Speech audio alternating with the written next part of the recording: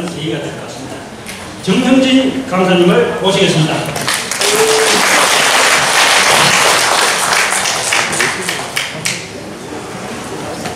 예, 반갑습니다.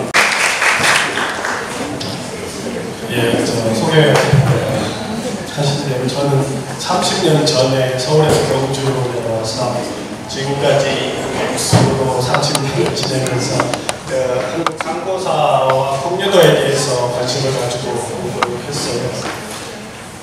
제가 공부를 하게 된 동기는 제가 80년대, 70년대 후반, 80년대 초반에 서울에서 대학을 다녔는데 그 당시 우리가 물질적으로 조금 풍요로워지는 단계로 넘어가면서 민족 자존심, 자긍심 같은 게 일어나고 거기에 맞춰서 판단곡이라는 책을 아마 많이들 아실 거예요. 그 책이 초베스트셀러가 되면서 민족 상고사에 대한 열풍이 불었어요. 그런데 제가 제 입장에서는 그 당시에 보니까 강간사학은 상고사에 대해서 사실 별 관심이 없었고, 그러니까 삼국시대 이후에는 관심이 있지만 상고사에 관심이 없었고, 제야사학 쪽에서 나름대로 주장을 하시지만 그 많은 논거가 미약하다는 생각이 많이 들었고, 그래서 제 나름대로 그 부분을 한번 정리해봐야겠다 싶어서 제가 30년 전에 경주로 내려와서 저는 그 화룡시대부터 상한시대까지 거의 통사식으로 정리를 한번 해봤고 또 관련된 문화에 대한 이야기들도 많이 했고요. 오늘 그 강의 제목이 한반도는 진인의 땅이었다는데 아마 여러분들 진인이라고 하는 그 개념 자체도 아마 낯서실 거예요.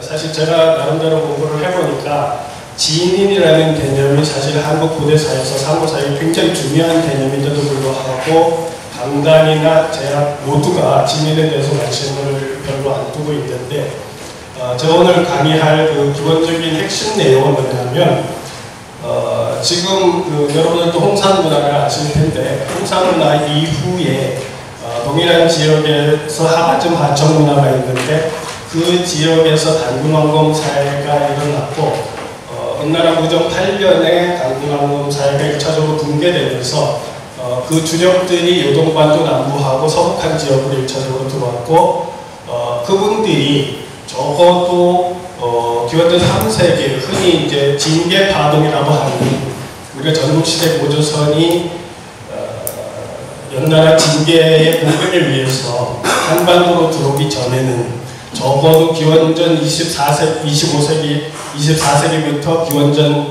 3세기까지 1000여 년 동안은 한반도에는 대부분 단군왕검의 집계 후예 분들이 다양한 공동체를 이끌고 한민족을 이끌어왔다는 게 제 관점이에요.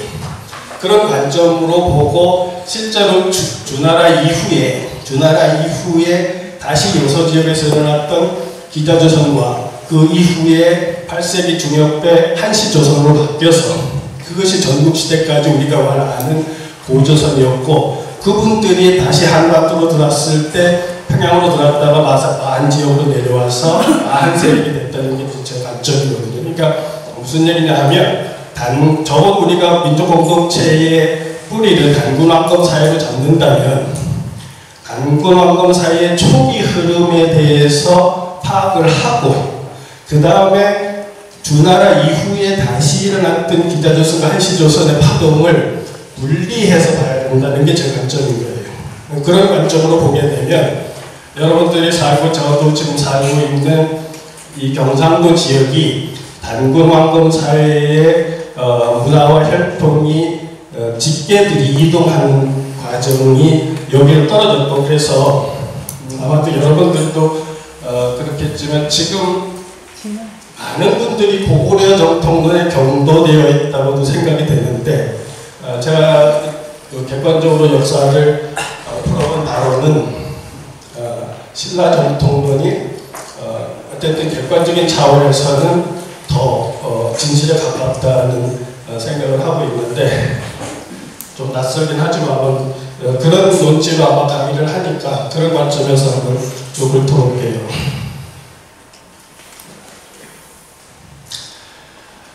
제가 그 공부를 하면서 여기도 아마 그 삼국유사 공부를 하신 선생님 계시는 걸로 알고 있는데, 삼국유사에 보면 황룡사 부충탑조에 보면은요,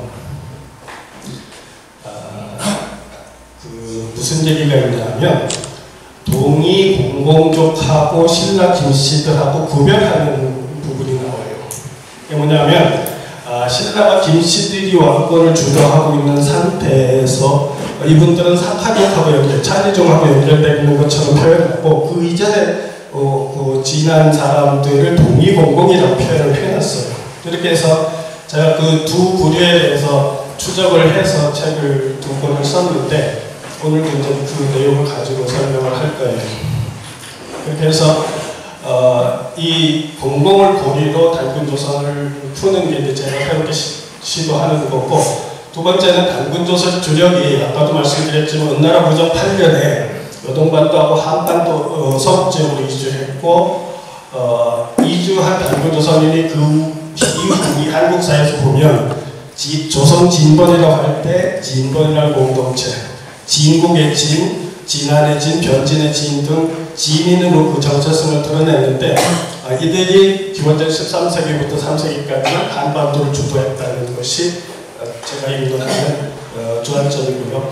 그 다음에 기자조선은 한시조선으로 변동되었다가 기원전 3세기 초에 연나라의 공격을 받고 한반도로 들어오는데 이들이 많이 됐다는 거죠. 그러니까 우리가 사만을 얘기할 때 진안이라고 하는 공동체가 단군왕금의 흐름의 정통맥이고, 그 다음에 주나라 이후에 요서지역에 있다가 서북한 지역까지 들어왔다가 전라도 지역으로 들어오는 세력들이 많은 정체성을 가지고 있고, 변안이라고 하는 집단은 초원 지역에서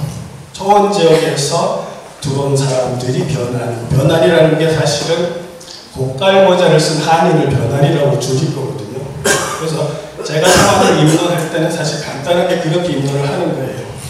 그러니까 단군왕금 사이의 흐름에서 계속 이동해서 온 사람들이 진안 종족이고, 그 다음에 주나라 이후에 보조선하고 연결돼서 한시조선이 변경된 이 사람들이 많고, 초원에서 들어온 사람들이 변하고, 그렇게 하면 사안이 성립이 되는 거죠.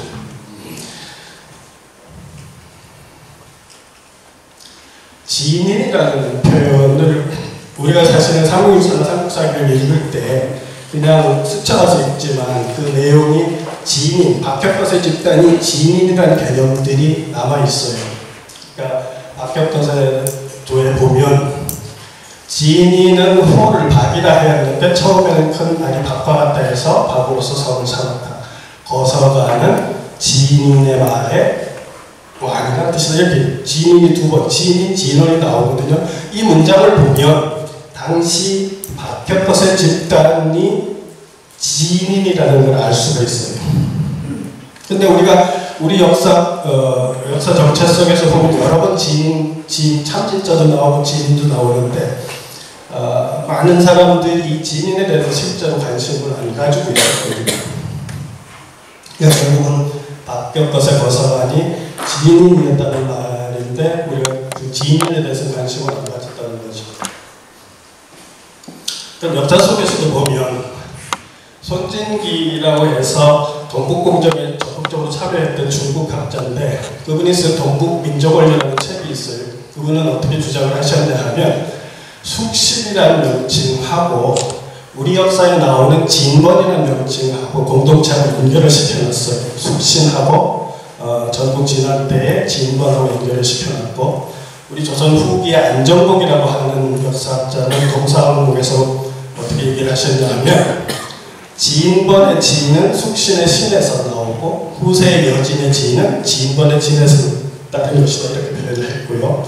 천관우 선생 같은 경우는 서울대 역사학과 나와서 조선일보 기자를 하셨던, 역사 연구를 많이 하셨던 분인데, 이분 같은 경우도 보면 사기에 나오는 진번을 어떻게 이해를 했냐 하면, 진안과 변안의 합친이라고 나왔어요. 그러니까 이런 역사 속에 나오는 참진자하고 별신자, 별진자로 나오는 이 공동체가 지금 제가 주장하는 입장은 단군왕검사의 주력이라는 거예요. 그래서 진인의 이주가 간단하게 지도로 살펴보면 어떻게 되냐면 기원전 24세기 경에 요소 지역에서 단군왕공 사회가 출발을 해서 옛날 무정 때 무정 8년에 동쪽으로 이동해서 여동관도 납부하고 서북한 지역으로 들어왔고 이들이 그 이후에 충청도 지역의 지인국을 형성했다가 위만조선이 무너질 때 동쪽으로 넘어가서 진안 세력이 되었다는 흐름이 제가 지금 지인들의 이동 루트로 설명하고 있는 구조죠. 그러면 우리가 중고등학교 때 우리 역사를 배울 때 여러분들 사만하고 삼국하고 연결시킬 때 신라를 사만하고 어떻게 배웠습니까?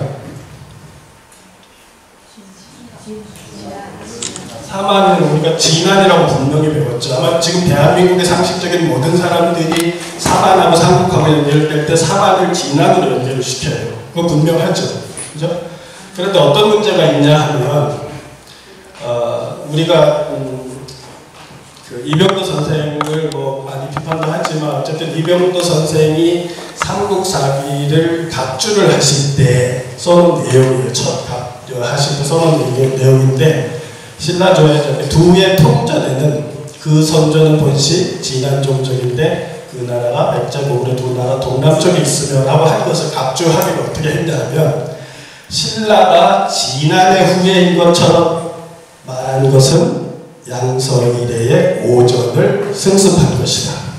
신구양 단서에는 분명히 신라를 변환의 후예라고 합니다. 근데 우리가 배운 거하고 틀리잖아요. 그래서 이병도가 뭐라고 했어요? 신라는 지금 변환의 후예라고 하잖아요. 근데 그 전거를 어디서 들어요? 신당서 구당서에 들잖아요. 그럼 우리가 중고등학교 때 배운 역사 지식이 기본적으로 문제가 생긴 거죠. 그죠?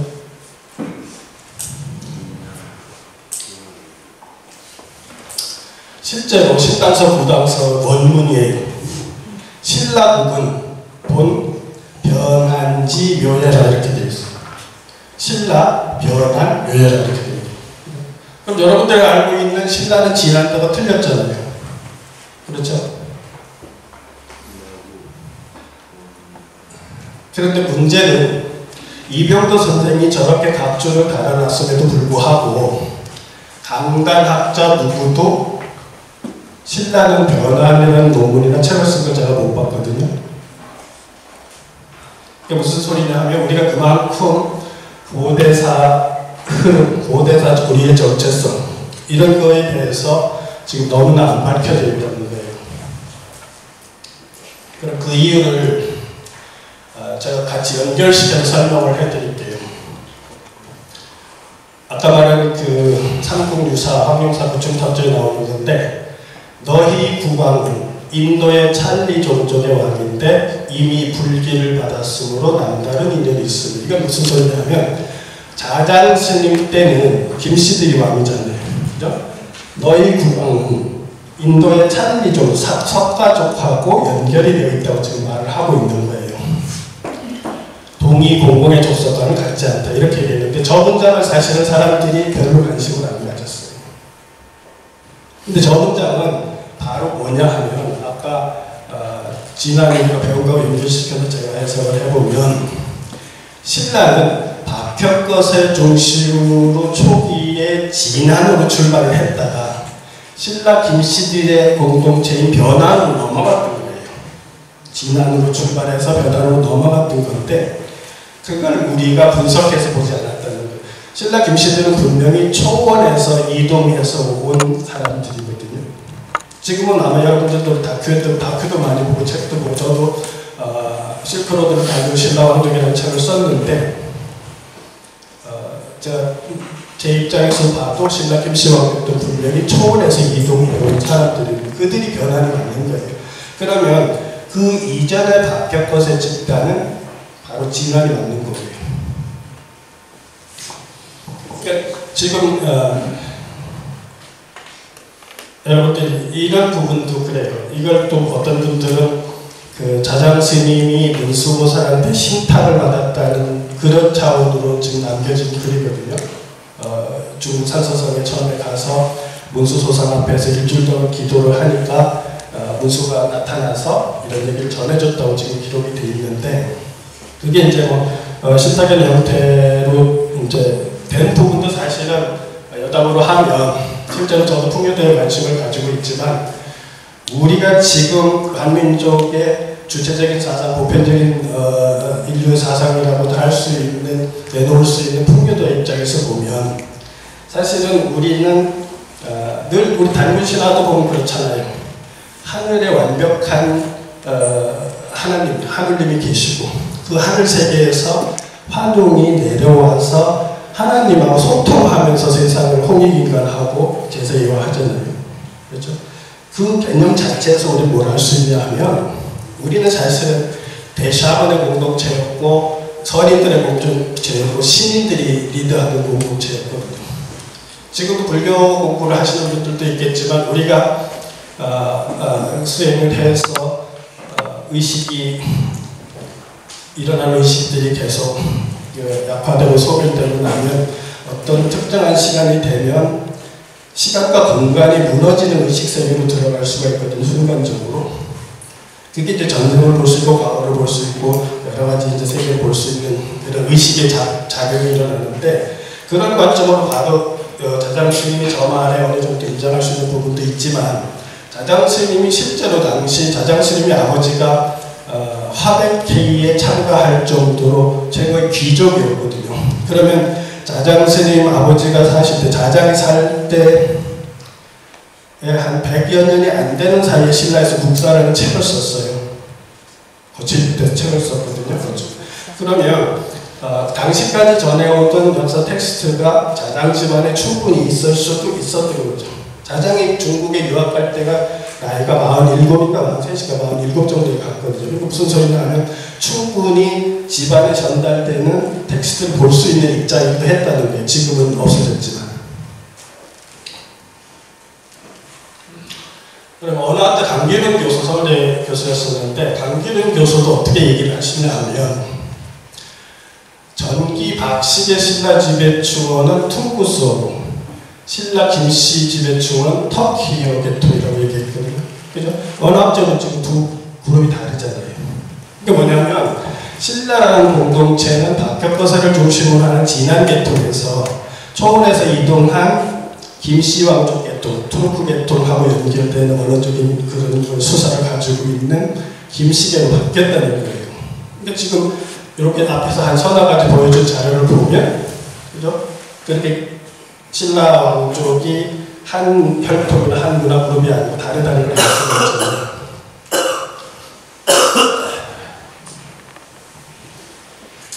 여러분, 지금 왼쪽 그림이 절에 가시면 절에 점안식을 할 때 상황이거든요. 점안식을 하실 텐데, 점안식이라는 것은 결국 뭐냐면, 절에 불사를 하고 부처님을 모시고 이제 계안식을 하는 거예요. 그러니까 상징적으로 물질적인 부처에서 부처님의 신성이 들어오게 하는 것이 점안식이거든요. 근데 점안식을 할 때 저와 같이 부처님 머리 위에다 복갈모자를 세워요. 근데 저게 인도에서 하는 방식은 아닐 거 아니에요. 그죠? 여러분들 복갈모자가 어떤 상징을 가지는지 많이 생각을 안 해보셨을 가능성이 있는데, 지금 저 복갈모자를 써야만이 하늘의 순수한 하느님의 영하고 소통이 시작되는 거예요. 왜냐하면 불교 이전에 우리 문화가 가지고 있었던 상징인 거예요. 복갈모자 갖는 상징. 그래서 우리 승무나 이런 데 보면, 무당들이 구슬할 때도 보면 복갈모자를 쓰는 걸 볼 수 있는데, 제가 이걸 왜 가져왔냐면, 저 문화가 공공이라고 하는 사람들의 문화하고 동북아시아 문화에서는 연결되어 있더라는 거예요. 보시면 제가 강의하는 것 중에 통일시대의 단군 할아버지는 복갈모자를 써야 된다 하는 주제도 있는데, 지금 왼쪽에 보시면 단군 제석이라고 써있어요. 저 위에 단군 제석, 칭왈 삼신 제석이라고 써있는데, 저 그림이 어떤 그림이냐 하면 조선 후기 19세기 서울 지역에서 무당들이 12거리 구슬하는 장면을 칼라로 다 그려놓은 거예요. 제1장에 단군을 그려놓은 거예요. 저희 무당내력이라는 책으로 지금 서울대 규장각에 있는 내용인데 보시면 단군 할아버지 고깔모자 썼죠. 그죠? 근데 우리 단군 할아버지 고깔모자 안 씌워드리죠. 뭐냐 하면 우리가 우리의 정체성을 제대로 파악 못하고 고깔모자를 쓰는 무당들만 보고 저급한다라고 인식한 거예요. 근데 사실은 그렇지 않다는 거예요. 다시 우리가 고대의 정체성을 찾아보면 보시면 지금 단군 할아버지 저렇게 그렸는데 오른쪽도 보면 무속화에서도 제석이거든요. 저쪽에도 보면 단군, 칭왈, 삼신, 제석 이렇게 돼 있어요. 무슨 소리냐 하면 조선 후기까지도 단군 할아버지는 고깔모자를 쓴다고 인식하고 있었다는 거예요. 근데 일제 강점기 때 샤먼을 굉장히 우리가 근대화 교육을 하면서 미신이라고 하면서 이제 부정적으로 가르쳤잖아요. 그런 과정에서 우리의 국적을 어떻게 무당하고 똑같을 수 있는데 해서 지금 고깔을 벗기는 거거든요. 제가 보면. 그러면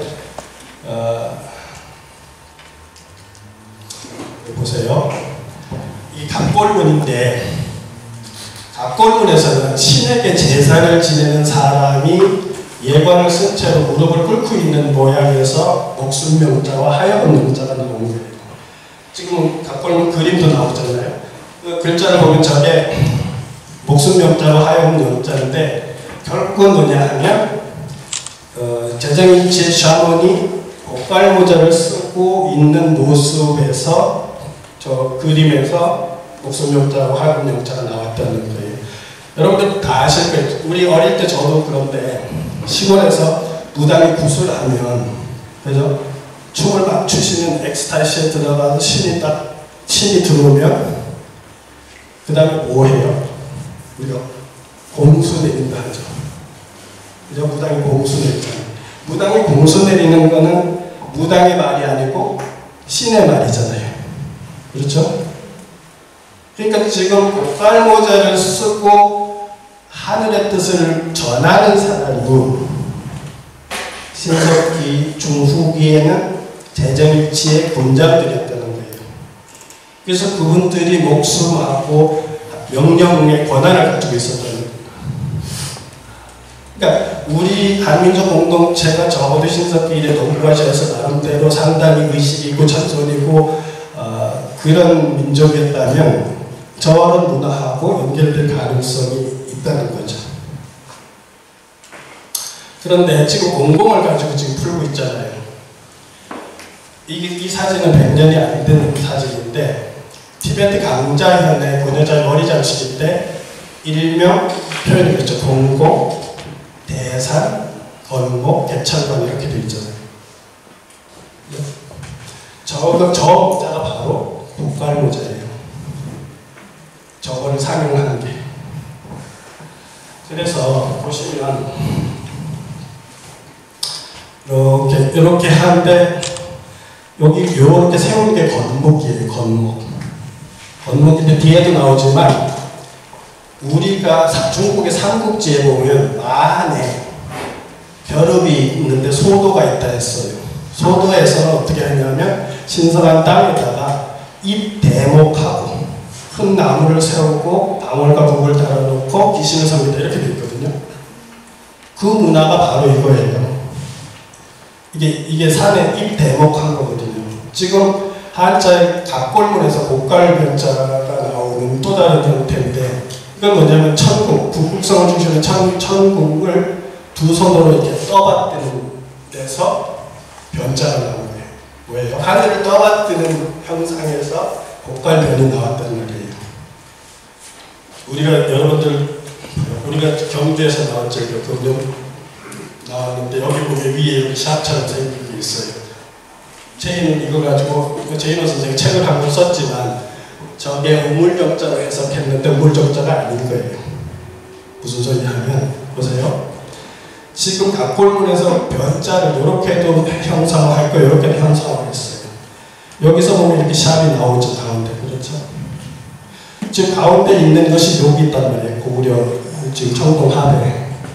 무슨 소리냐면 하늘을 중심으로 북극성을 중심으로 한 천선이라는 개념을 담아있는 상징물들이죠. 이게 고구려에서는 보면 그 왕릉급에 보면 그 기와 같은 데도 샵이 나오고 도자기 같은 데도 샵 이런 형태의 그림이 나오거든요.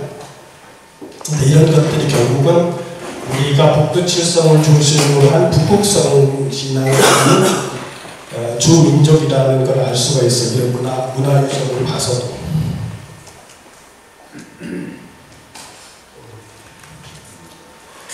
그러면 좀 전에 말했듯이 공공대산 건목이라고 한 건목이 바로 이건데, 우리가 중국의 삼국지 위서 한전에 보면 우리 잘 아는 소도, 신채호 선생도 기본적으로 소도 문화를 수두교하고 연결시켜서 한민족의 기본적인 문화로 이해를 했고, 그거하고 연결돼서 조이선인 얘기를 했고, 그거하고 연결해서 화랑도하고 연결을 해서 민족의 기본 정신이 소도 문화하고 연결이 돼 있다고 주장을 하셨는데, 바로 소도에서 어떻게 했냐면 구금에 각기 한 사람을 뽑아서 천신에게 제사를 주고 이 사람을 천군, 그러니까 이게 단군인데 중국에서 자기네 식으로 천군이라고 표현한 거죠. 이들 여러 나라에 각기 별음이 있는데 소도라고 하고, 큰 나무를 세우고 거기에 방울과 불을 넣고 귀신을 섬긴다 이렇게 돼 있잖아요.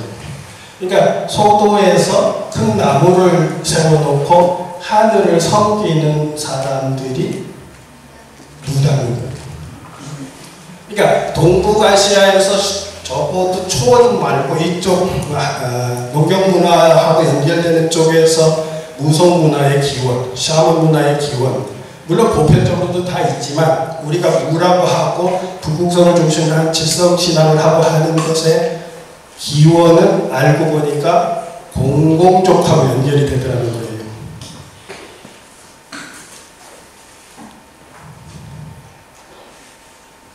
그래서 결국은 요거는 결국은 커다란 나무 북두칠성으로 오르내리는 사다리 역할을 하는 건목 혹은 척봉이라고 표현을 하거든요. 그래서 지금 공공을 가지고 제가 계속 풀고 있는데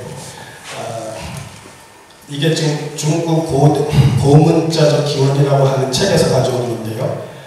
이게 밭들 공자가 변하는 과정이에요. 갑골문에서 이렇게 해서 이렇게 변하는 과정인데, 설명을 어떻게 해놨냐면 쌍수거동이 고문이에요. 손을 이렇게 한번 했다가 이렇게 떠받드는 걸 두 번 표현했잖아요.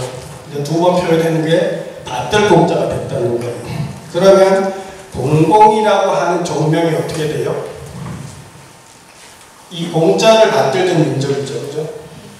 그렇잖아요.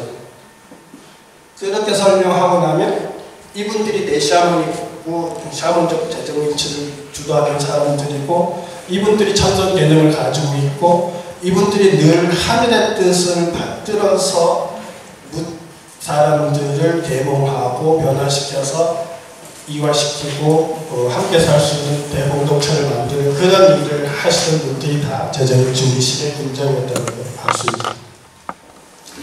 그러면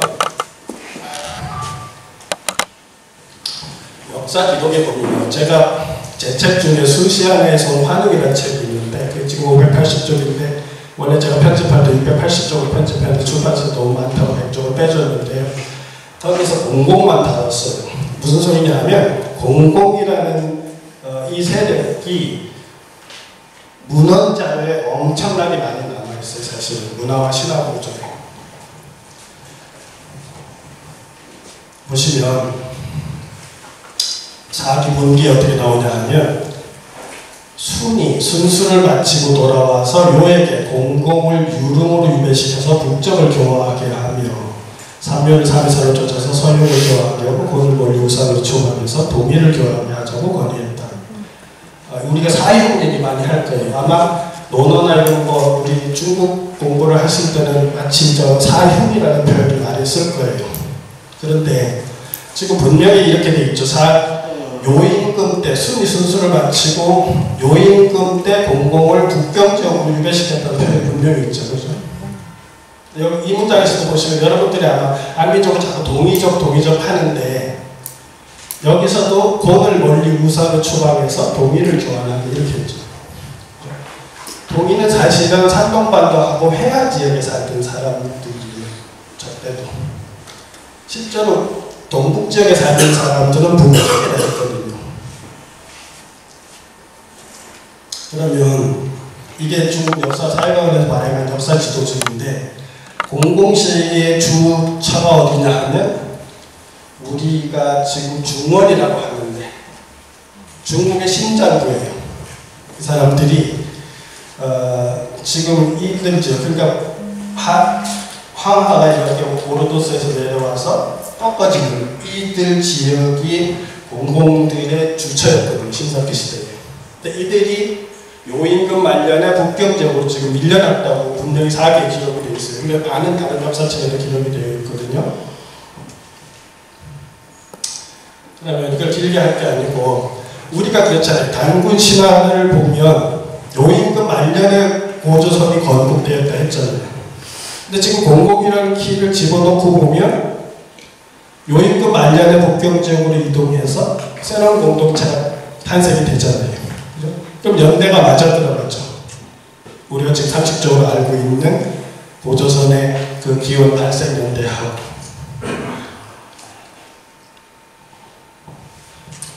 실제로 그 중국 역사 지도책을 다 뒤져봐도 단목단자가 들어가는 데가 바로 지금 공공이 이주했다는 그 동네뿐이었어요. 중국 역사 지도책을 다 뒤져보면. 근데 이 단주라는 데 성을 짓고 살았어요.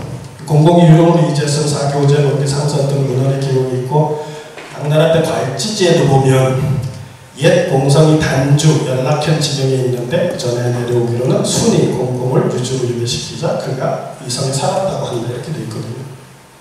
근데 저 공공성을 사실 북경대 역사학계에서 발굴까지 했어요. 제가 답사를 2번 갔다 왔는데 실제로 저 현장이 있고 뒤에 보시면 더 놀랄 일이 있으실 건데 미룬 현지에도 보면 지금 북경시에서 65km 정도 북쪽으로 가면 미룬구라고 하는 데가 있어요. 그럼 거기 미룬 댐이 있는데 이 댐을 북경 사람들이 식수원으로 하는 미룬 댐이 있어요. 그 댐 지역에 공공성이 있었는데 미룬 현지를 제가 사서 보니까 똑같이 써있어요. 전세량 신석기 후기에 순이 공공을 유공으로 유배를 보는데 공공이 미룬은 연락현 남처에 공공성을 짓고 살았다 이렇게 돼 있어요. 이렇게 해서 유금이 자연스럽게 미룬에 가장 이름이 됐다 이렇게 했는데 아까 말한 단목단자가 미룬현이 설치된 건 동이 때 설치됐고 수나라 초에 미룬현성 안에 단주가 처음으로 설치됐어요. 그런데 저기 가면 백달촌이라고 해서 우리가 흔히 단군하고 연결을 시킬 때 박달나무라고도 박달촌이라고 하잖아요. 흰 백자에 단목단자가 저 지역에 막 상표, 호텔, 뭐 여관 막 엄청나게 붙어 있어요. 실제로 저 지역에 가면 여기 보시면 여기 보면 공공성이라고 분명히 되어 있어요. 여기가 아까 말하는 미룬현 연락촌 불로도촌이라고 하는 촌 지역인데 공공성으로 되어 있잖아요. 이게 북경대학교에서 간판을 만들어 놓은 거예요. 이게 지금 여기 보시면 운봉산이라고 있고 여기 지금 겨울에 제가 가서 물이 빠졌어요. 여름에 물이 차면 이제 다 물때문에 막히는데 이쪽 지역에 지금 그 공공성이 있었던 지역이거든요. 여러분들 좀 낯설긴 하지만 지금 여기도 보면 백단촌이 있죠. 여기 보면 백단촌 당지구, 백단촌민위원회 이렇게 되어 있어요. 근데 저는 중국 답사를 가면 보통 한 2주씩 해가지고 이렇게 쭉 답사를 다녔는데 저 때도 답사를 갈 때도 보면 대능화 상류 지역을 답사를 하고 대능화 상류 능원이라는 데서 저쪽으로 넘어갔는데 미루로 넘어갔는데 저녁 8시 반쯤에 도착했어요.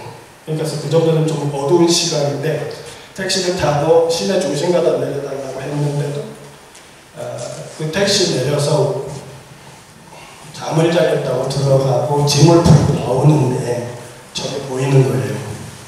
근데 되게 신기했어요. 왜냐면 깜깜한 밤에 처음 가는 지역인데 박달촌으로 들어간 거예요. 저 빈관에 현관에 붙어있는 간판이 지금은 없어졌어요. 최근에는 이렇게 단주 가원이라고 써있고 또 백단사고 거위해서 박달촌이 지금도 그렇게 표현이 많이 되고 있어요. 저 지역에 가면. 그러면 보세요. 지금 공공이라는 걸 집어넣었을 때 단군 신화가 1차적으로 풀렸잖아요. 단군 신화는 분명히 화룡 세력은 외부에서 이주해온 사람이거든요. 근데 기원전 노임금 말년령이라는 게 해결이 됐는데 지금 미루면 공공성 앞에 조선화가 한다 이렇게 써있잖아요. 지금 가시면 지금 이게 중지도지대예요. 지금은 여기 조하로 돼 있어요. 그리고 공공성 위치가 여기거든요. 그러니까 이렇게 흐르는 강이 조하인데 저 조하가 문헌상으로 송나라 무경청려에 분명히 조선하로 돼 있어요. 저게 청나라 초기가 돼서 조하로 바뀐 거예요. 무슨 소리냐면 여러분들 생각해봐요. 조선하라고 하는 명칭이 도대체 조선이 단군조선이 평양에 있었거나 요동에 있었거나 요서에 있었어도 왜 국경 지역을 흐르는 강을 조선하라고 했겠냐고. 그죠? 그것도 지금 우리가 문헌으로 찾은 것이 송나라가 지금 제일 빠른데 그 이전부터도 불렸을 가능성은 충분히 있는 거예요. 지금 문헌 자료가 제일 빠른 게 지금 송나라 때 조선하고 기록이 되어 있단 말이에요.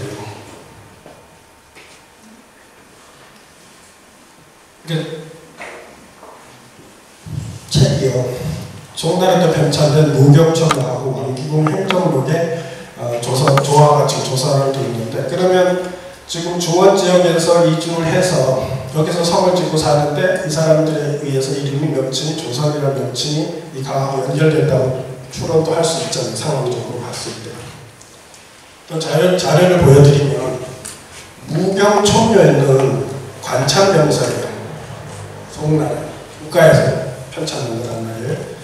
근데 여기서부터 읽어보면 동북쪽으로 대기하를 지나 70회를 가면 단주에 도착, 지금 앞에 단주 보여드렸죠. 단주에 도달하는데 여기서부터는 점차 산길로 접어들어서 50회를 가면 금구정에 도착하는데 산길로 접어 시리 구불구불 하고 다시 이유는 나타나지 않는데 조선하를 지나 90리를 가면 고하구에 도달하게 됩니다. 과조선하 90리 지 고하구 이렇게 있잖아요. 분명히 기록에 그렇게 돼 있죠. 근데 이게 위치를 보여드리면 원기구 행정도 하나 더 보여드리면 이건 뭐 중요한 자 밑에 보시면 조선하의 별칭이 칠도하이며 이를 건너서 고북구에 당도한다 이렇게 돼 있잖아요.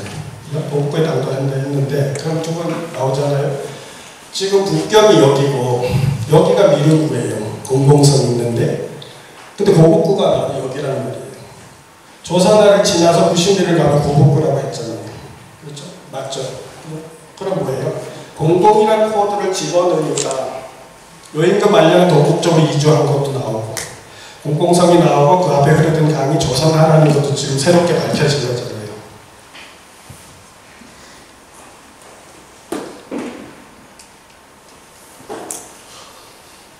그래서 웅몽상이라는 사람이 쓴 석진지집일이라는 책에도 조선하가 나와요. 이 사람이 원나라 대도가 당시 북경이었었거든요. 근데 그 지역에 대해서 기술한 책인데 그 지방사진 때 거기에도 보면 조선하가 나온다. 그러니까 조선하라는 명칭이 저 기록 자료가 찾아진 지 얼마 안 돼요. 지금 저 조선하 쪽을 찾아내신 분은 신백강 선생님인데 사보전서를 다 보시면서 자료를 찾다가 저를 찾아내셨거든요. 그 발표되신 지가 한 3년 분이 안 되는 정도예요.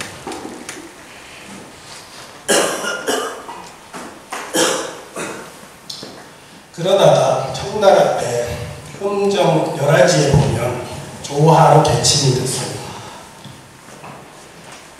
그래서 내용을 보면 조하는 풍년형 사기 양왕국에서 소속된 대가가 북쪽 70리 성근용 서남쪽 사관에서 발언하는데 서남쪽으로 흘러서 함께 현경을 280리를 가다가 고북구관 서쪽에 조하천에 이르러 아까 고북구 나왔었잖아요. 그죠? 고북구를 가기 전, 90리를 가기 전 조선화가 있었는데 지금 청나라 때 책에는 조화가 고북구에서 서쪽에 조화청이 있다는 이렇게 되어 있다. 이게 뭐냐면 조선화에서 선자만 빼고 조자를 바꿔버린 거예요. 왜냐하면 중국의 수도가 대부분 그죠? 서안에서 낙양, 개봉 이쪽으로 있었잖아요. 그러다 북경으로 넘어온 지가 얼마 안 되잖아요. 그죠? 북경으로 넘어와서 자기네 중심이 북경 지역에서 동북 지역까지 합쳐서 이제 전체를 통과를 할 때 자기네 북경 바로 위에 조선화가 있는 거예요. 근데 그냥 놔두면 좀 이상하잖아요. 그죠? 근데 자기들 북경 사람들이 조선화의 물을 먹고 있거든요. 지금도. 만약에 조선화가 계속 살아있으면 지금 북경 시민들이 조선화의 물을 먹게 된단 말이에요. 그러니까 그걸 제가 보면 바꾼 거예요. 선자를 빼버리고 조자를 바꿔놨다는 거죠. 그렇게 해서 이게 흘러서 백화가 된다 이렇게 되어 있는데 보시면 지금 조화하고 백화하고 합쳐서 조백화라고 지금 불러요. 그런데 현장에서 찍은 사진인데 조화가 이쪽에서 오고 백화가 이쪽에서 조화가 와서 여기서 합쳐서 여기서부터는 조백한 거예요. 현재 그렇다는 거죠. 그러니까 고북구 서쪽에 흐르던 이 조화가 옛날에 조선화였다는 거죠. 그러면 문헌에 보이는 공공자료를 보시면 내가 대표적인 것만 가져왔는데 관자라고 아시죠? 관자 전국시대의 책인데 춘추시대를 내용을 하고 있죠. 관자 규도표면에 보면 뭐라고 되어 있냐 하면 물가에 사는 사람의 7할, 육지에 사는 사람의 3할이 공공에 속했다. 그는 하늘의 세력을 타고 천하의 용충지를 제압했다. 우리 한가국이 좋아하시는 분들 굉장히 이렇게 민족 고려사에 대해서 자부심이 많잖아요. 즉 공공을 넣어도 사실은 굉장히 그런 우리 조상들이 중에 이 세력들이 굉장히 좋은 지역에서 대단한 세력을 가졌다는 걸 알 수가 있어요.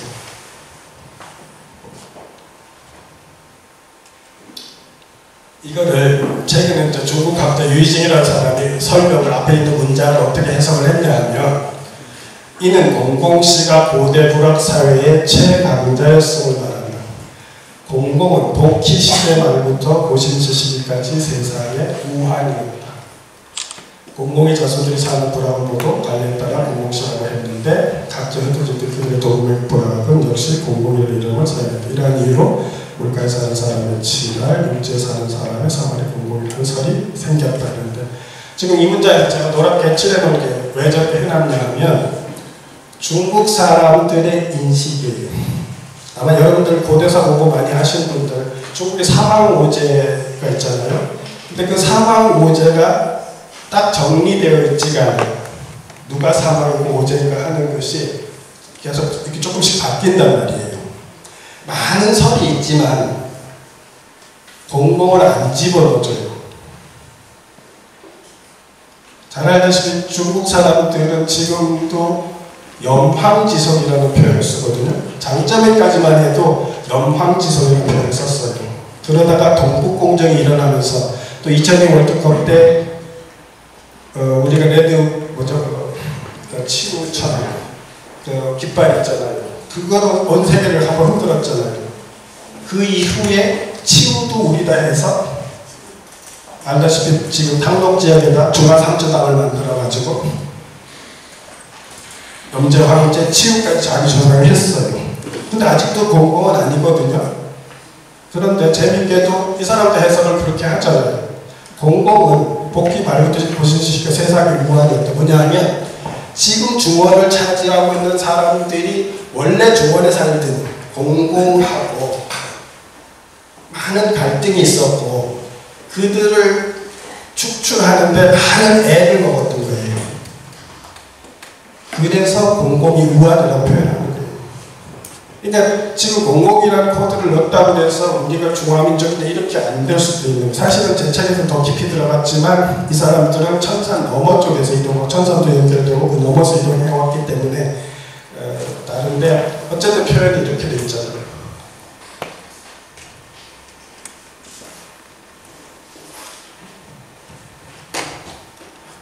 그래서 단군조선은 북경식 민운교 공공상에서 홍산문화재로 확장하면서 동북지역을 역사를 주도했을 거라고 보는 게 제 관점이에요. 새로운 관점이거든요. 그래서 여러분들이 이제 아마 홍산문화를 많이 아실 텐데 이 공공세력이 보세요. 지금 공공성 유지로 와서 여기서 동북쪽으로 확장되면 홍산문화 지역이거든요. 근데 아시다시피 여러분들이 홍산문화 이제 너무 많이 이제 잘 아시겠지만 홍산문화는 후교 홍산문화가 되면 후교 홍산문화를 주도한 토템이 고음토템이라는 것은 지금 중국에서 나오는 논문이나 미술사책이나 이런 데 보면 거의 90%가 그렇게 주장하고 있거든요. 근데 문제는 그게 황제의 문화라고 주장하는 게 또 문제긴 하지만 어쨌든 그렇게 주장하고 있어요. 그건 고고학적으로 지금 후교 홍산문화를 주도했던 토템족이 곰족이라는 것은 지금 드러나고 있는 거예요. 그렇게 되면 다시 또 뭐가 돼요? 단군 신화에서 환웅이 왔을 때 곰족과 호랑이족이 있었다 했잖아요. 그들이 연합체잖아요. 그죠? 단군 신화. 그러면 지금 공공이라는 코드를 넣고 또 보면 또 그게 성립이 됐잖아요. 그렇죠? 논리적으로 이렇게 되잖아요. 근데 제가 이렇게 자꾸 저런저런 얘기하는 건 뭐냐면 이전까지 단군 신화를 이렇게 풀어내지 못했단 말이에요. 그렇다고 지금 내가 꺼내는 얘기가 아니잖아요. 정보를 가지고 자료를 가지고 얘기를 했을 때 말이 된다는 거죠. 그래서 지금 우아령 여신교에 가시면 이렇게 발굴된 것은 지금 여신교에서 발굴된 고음발이거든요. 흙으로 만든 고음발이거든요. 그다음에 이거는 같은 여신교에서 흙으로 만든 하악골이거든요. 고음 하악골. 이건 그 밑에 보면 적석청이 있어요. 지금 답사를 갔다 오셨는지 모르지만 지금 우아령 여신교에 있는 데서 남쪽으로 한 2km 정도 내려면 적석청군이 있는데 그 적석청에서 나온 고음알 턱뼈예요.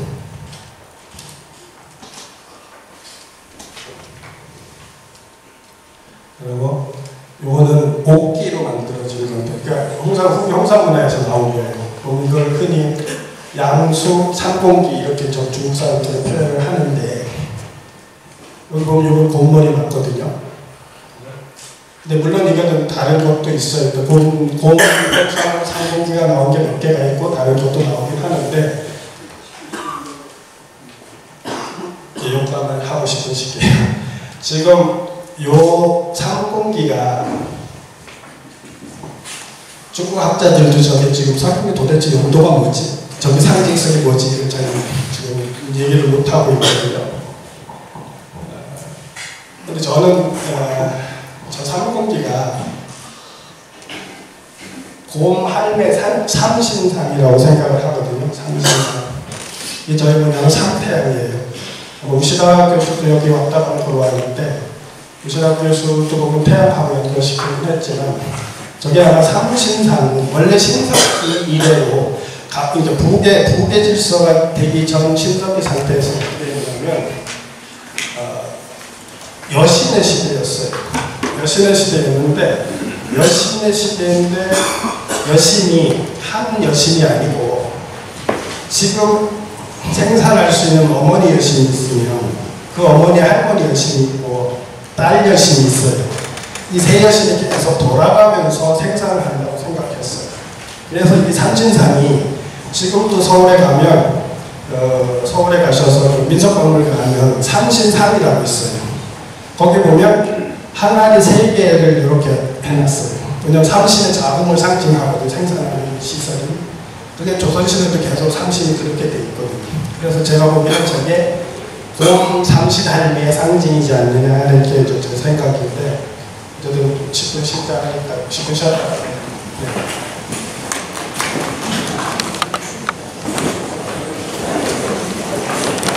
새로 시작할까요? 원장님이 어렵다고 얘기하시는데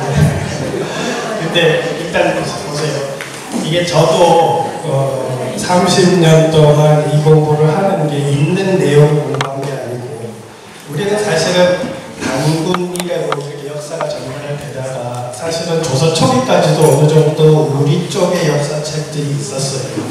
근데 이제 조선 초기에 유교 이데올로기로 국가를 경영을 하면서 선도계통, 우리 전통적으로 전해지던 역사책들을 국가에서 다 수거해서 열심히 들어버렸어요.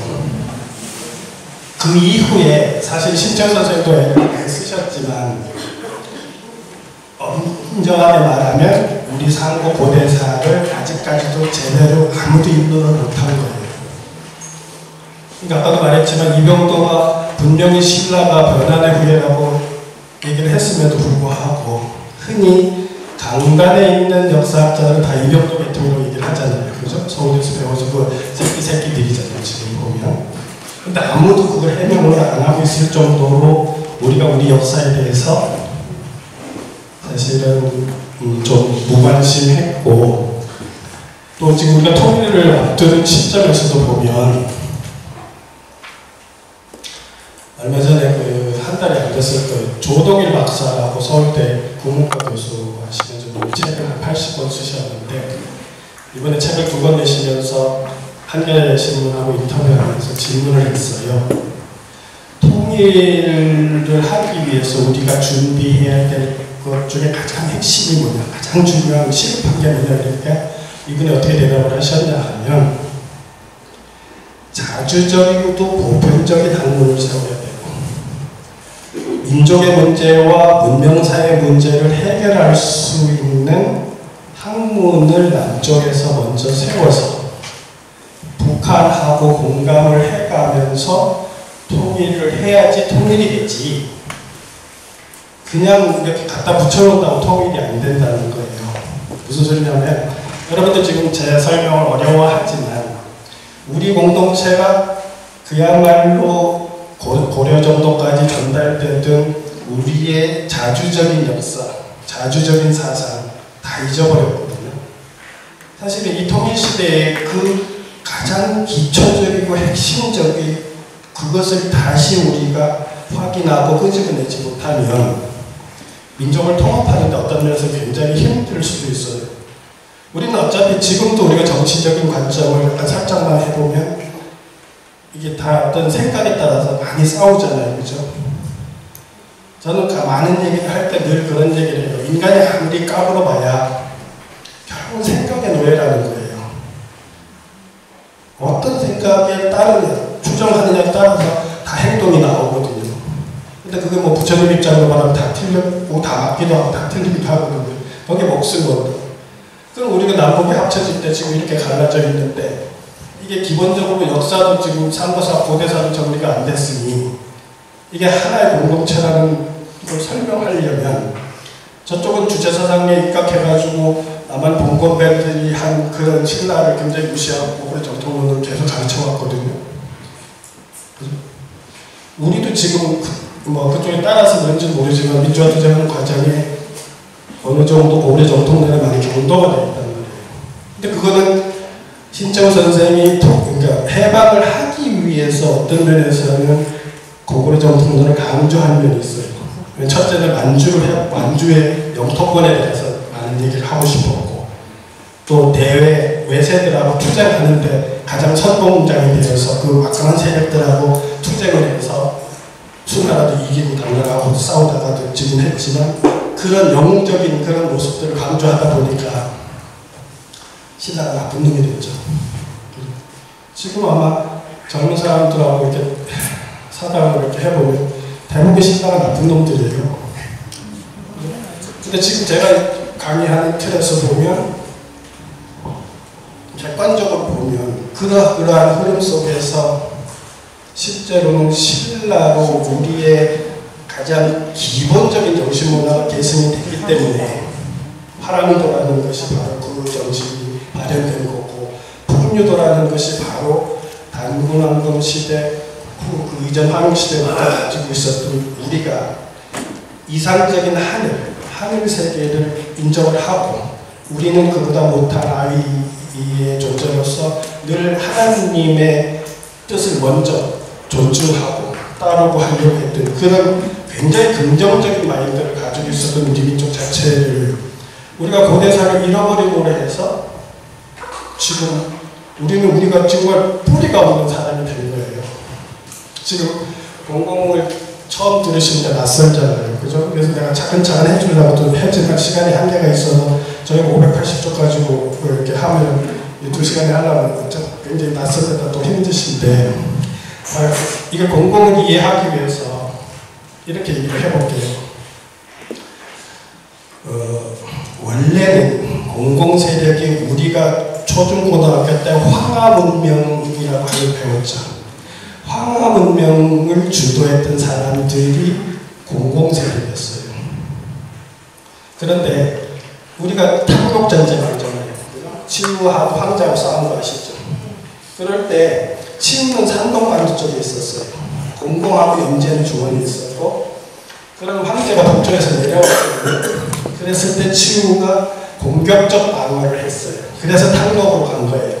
그래서 처음에는 공격적 방어를 했기 때문에 치우 세력이 세가지고 계속 승리를 하다가 70년 전쟁을 하는 과정에 역전이 돼서 황제한테 지는 거예요.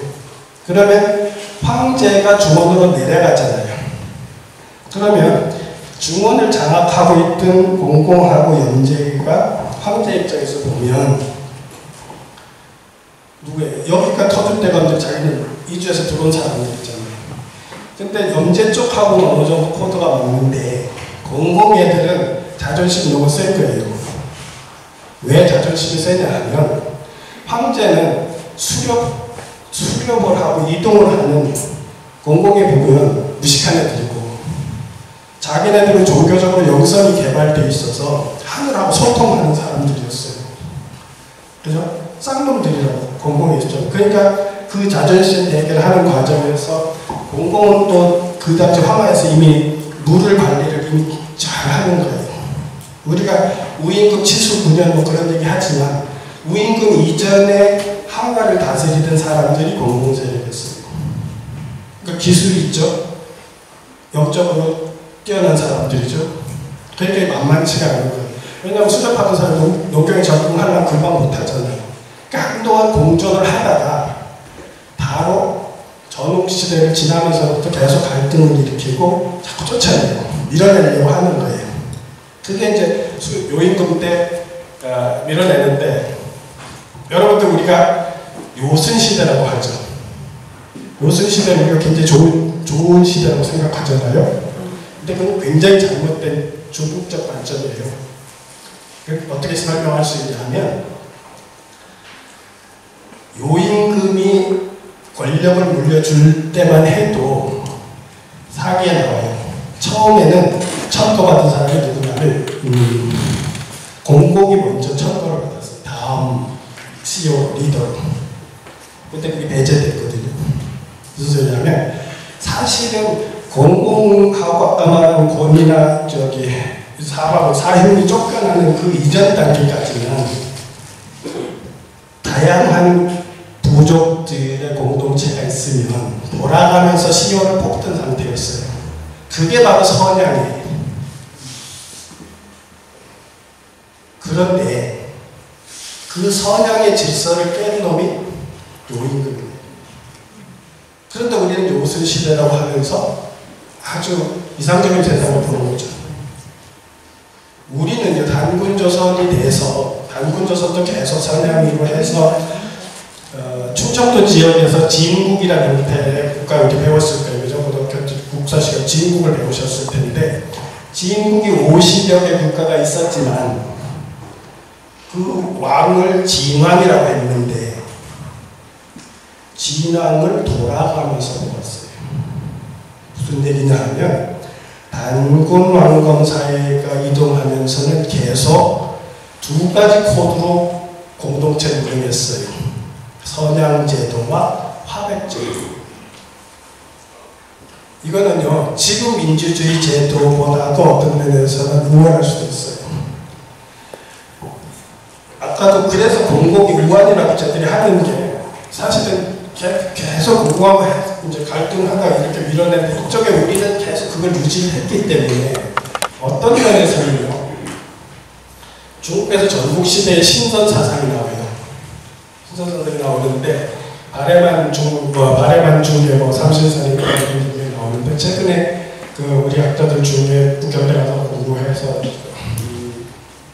도교 신선을 공부해가지고 박사학위 하는 분들의 어떤 논문들을 보면 어떤 얘기까지 하고 있냐면 전국시대 신선 사상 자체가 한반도 쪽의 공동체에 대한 이상적인 어떤 그런 정확하게 가서 보지는 못하지만 소문처럼 들려오는 얘기들. 우리가 그렇잖아요. 맹자에 보면 중국에서 10분의 1을 세금을 받을 때 맥족은 20분의 1의 세금을 받는다는 얘기가 있어요. 그러면 왜 맹자가 뭐라고 설명하냐면 우리는 백성들을 컨트롤하는 조직이 있지만 맥족은 조직이 없으니까 세금을 적게 받는다 그렇게 얘기했거든요. 이게 일면 타당한 것 같지만 우리 공동체는 하늘의 자손이었기 때문에 재정일치 리더 자체가 하나님을 늘 생각하기 때문에 백성들의 구성원들을 조정하고 착취하려고 안 했어요.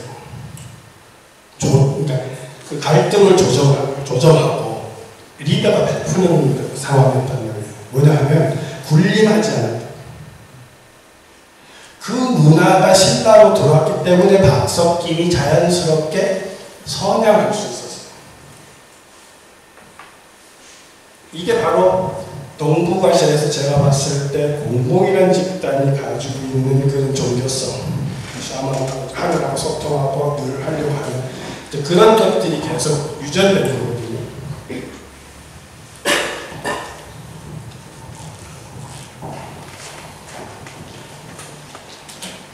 그래서 저는 이런 얘기를 해요. 지금 통일시대가 되면 그야말로 우리 민족이 보세요. 단군 시대부터 김씨들이 왕권을 잡을 때까지만 해도 2400년 하고 또 300~400년을 보태면 2700~800년을 서명과 화백이라는 공동체를 이끌어든 민족이 한민족이에요.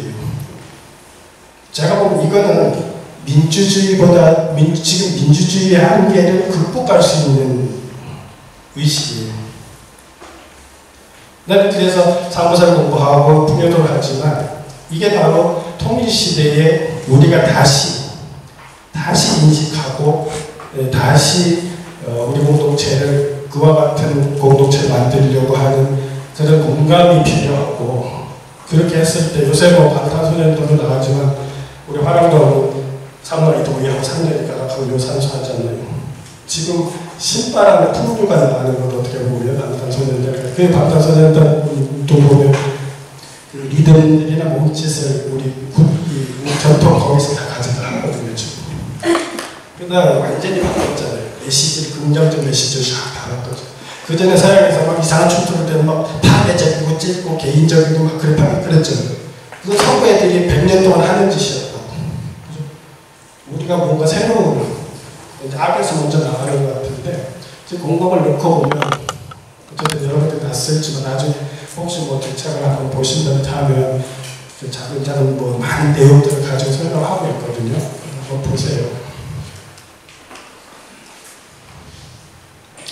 그래서 홍산문화라는 것도 아시는 분도 계시겠지만 간단하게 설명하면 사실은 1980년대까지 가지고 있는 우리들의 세계사 지식이나 공과학 지식을 가지고는 지금 동북아시아를 이해를 못할 정도로 1980년대 이후의 요소 지역에서 대단한 신석기 문화가 나왔어요.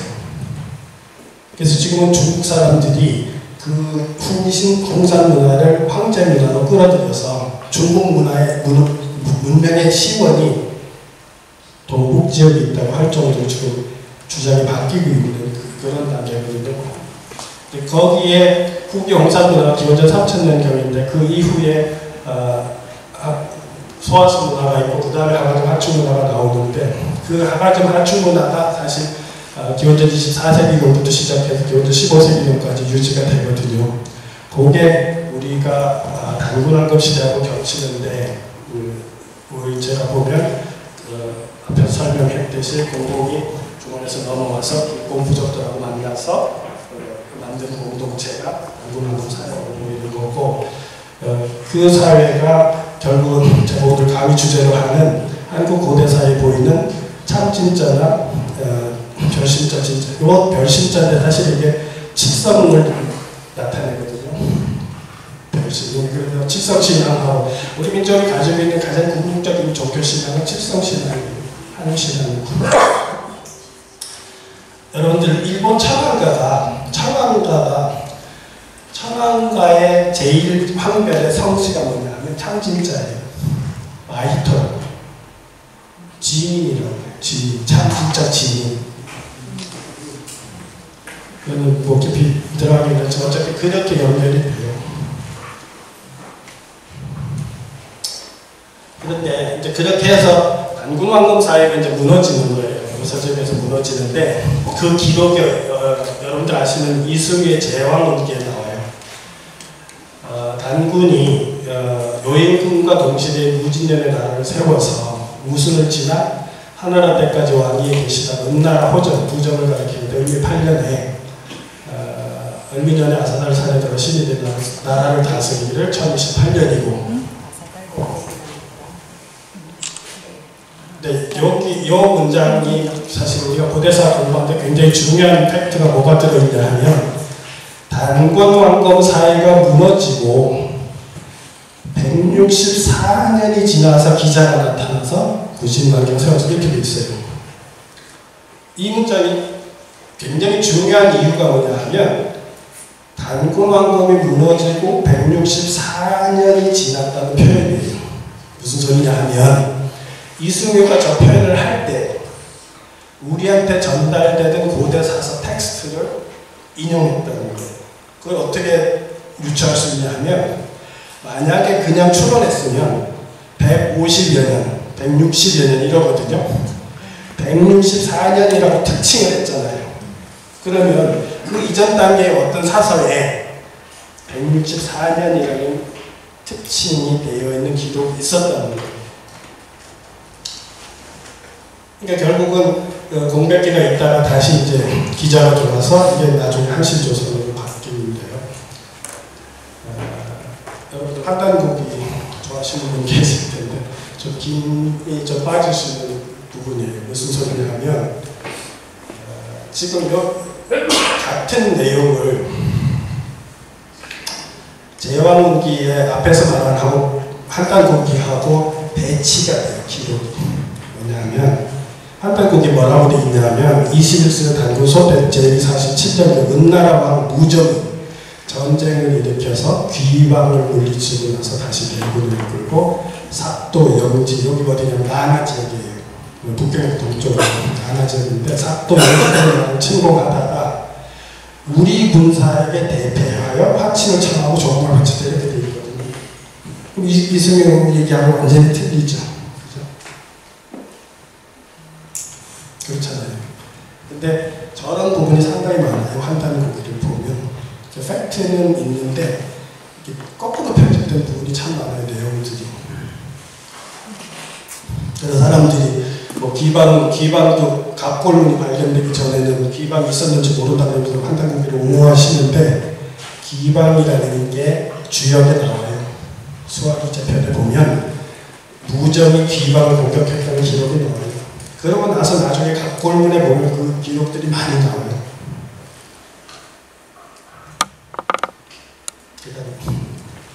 생각을 해보시죠. 무정 때 나나 지역을 공격한 중국 기록이나 고각 증거는 지금 없어요. 지금 현재까지.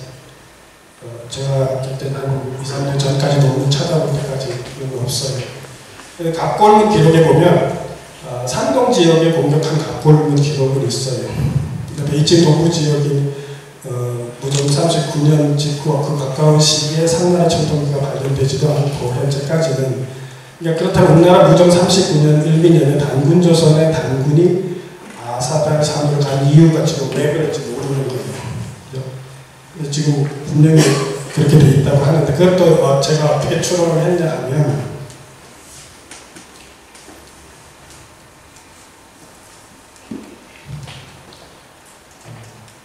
갑골문을 열거한 거 보면요. 무정 이전에는 북쪽하고 서북쪽, 지금 여기 상나라, 은나라거든요. 우리가 은나라인데, 은나라가 중심에서 북쪽과 서북쪽에 있는 다른 종족들의 침략을 자주 받았는데, 무정 집권기까지 자주 보던 공방이라는 공동체가 있고, 또 토방이라는 공동체가 있거든요. 근데 이게 무정이 그들을 대대적으로 정벌했기 때문에 이게 사라져요. 나중에 그 이후에 보면 자료에. 그래서 각골문에는 무정 때 토방, 공방 전쟁 수행하기 위해서 23,000명을 징집한 기록도 나왔어요. 각골문 연구에서. 그러니까 무정이 서북쪽과 북쪽의 토방, 공방, 기방 등 목축민의 주력을 무너뜨렸을 때 그들 중 상당수가 동쪽으로 우르르 밀려왔을 거라는 게 제 추론이에요. 그러니까 이승유의 기록에서 무정 8년에 단군왕검이 붕괴됐다고 기록이 돼 있잖아요. 왜 기록이 부합될까 하고 추론을 해보면 이러한 사실이 있었다는 거예요. 실제로. 그래서 지도를 보시면 공방, 기방, 토방이 있는데 토방하고 기방은 사라지거든요. 각골문 연구에서. 그러면 생각을 해보세요. 여기 살던 사람들이 이쪽에 은나라가 공격을 했을 때 전쟁하는데 밀려나면 상식적으로 어디로 갔을 것 같아요? 그렇죠. 동쪽, 왜냐하면 서쪽은 사막이잖아요. 그죠? 환경이 안 좋아요. 그러니까 당연히 여기에 있던 사람들이 세력에 밀려서 동쪽으로 이렇게 나나 지역으로 밀려들었을 거예요. 나나 지역으로 저 사람들 말 타고 다니고 긴 창을 썼거든요. 싸움질을 잘하던 사람들이. 근데 아까도 좀 전에 말했지만 단군 왕검 사회는 종교적 사회였단 말이에요. 군사 사회가 아니었단 말이에요.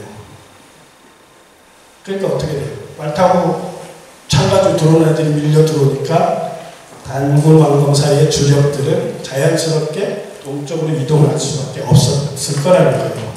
그게 제 생각에는 훈족이 서쪽으로 들어갔을 때 게르만 대이동을 촉발시키는 거하고 비슷한 상황에서 요서제비에 있던 단군 왕검들이 은나라 부정 때 아까 한가고비처럼 실제로 와서 전쟁하는 게 아니고 총독기도 안 나고 기록도 안 나오죠. 자료가 없으니까 아니고 그런 상황에서 밀려났을 거라고 추론을 하는 거죠. 그렇게 해서 그 밀려날 때 여기서 서북한 이제 이렇게 들어오는데 여러분들 지금 우리가 학교 때 배우면 탑자식 고인돌 배우죠. 북방이 탑자식 고인돌, 남방이 개석식 고인돌이라고 얘기를 하잖아요. 그런데 어제 답사를 가보면 탑자식 고인돌의 대부분이 어디에 있냐면 요동 남부에 있어요. 여기서부터 여기까지 있어요. 그 제일 큰 게 개주시에 있는데 뭐 김일성이 방문한 그 고인돌도 요 지역에 있고 대부분 여기에 대형 탑자식 고인돌이 있고 한반도에서는 구월산을 중심으로 한 지변에 탑자식 고인돌이 제일 큰 게 다 있어요. 저는 바로 그 대형 탑자식 고인돌을 만든 사람들이 단군왕검 사회에서 1차적으로 동쪽으로 이동해온 사람들이 만들었다고 지금 추론을 하는 거예요.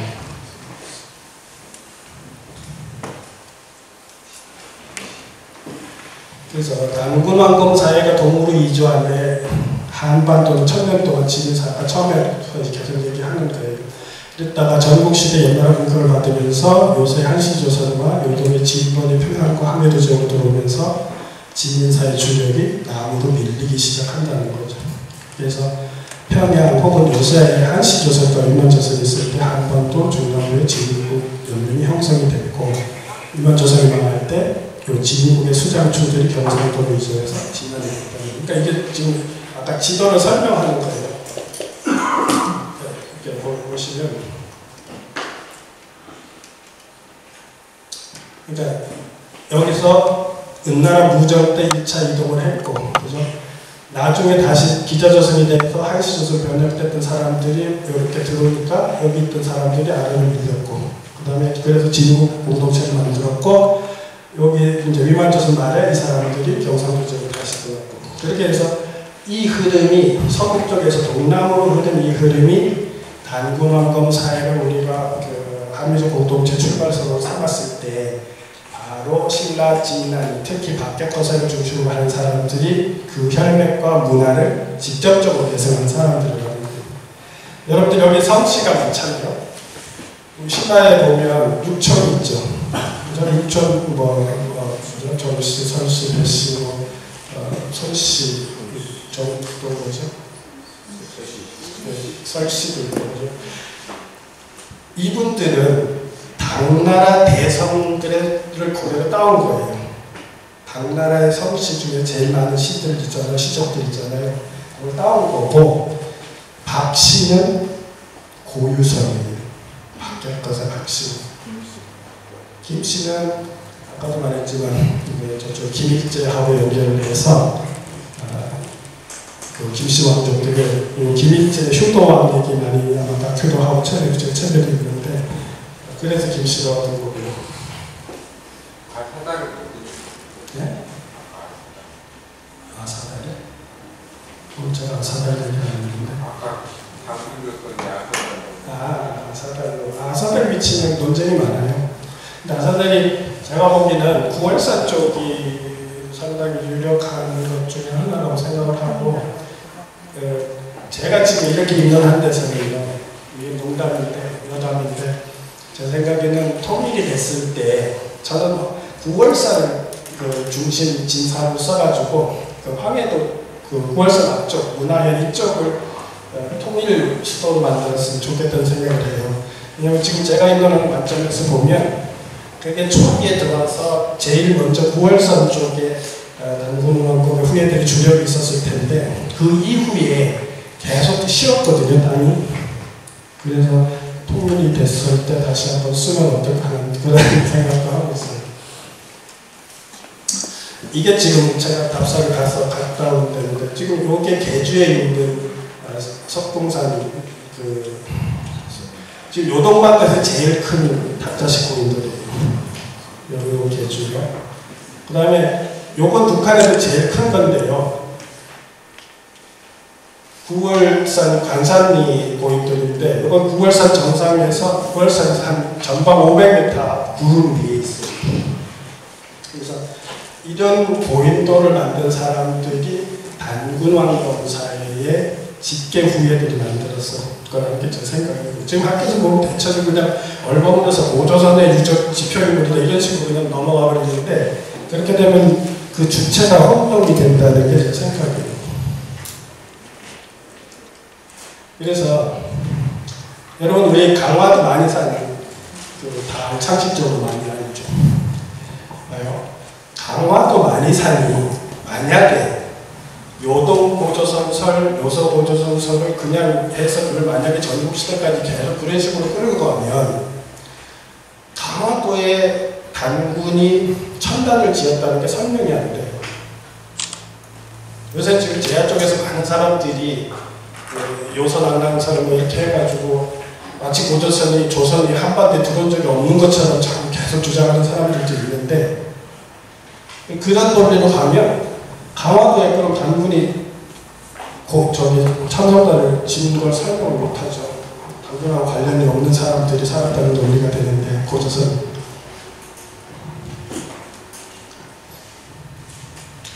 이렇게 해서 기원전 3세기경 초반에 연나라에서 공격을 해가지고 여기 있던 조선하고 진번이 평양하고 황해도 지역으로 들어온다는 게 제 생각이고 이 사람들이 나중에 위만조선으로 바뀌었다가 그때 다시 이쪽으로 내려올 때 연진 같은 경우는 진번이 도치된 거라고 이렇게 생각을 하거든요.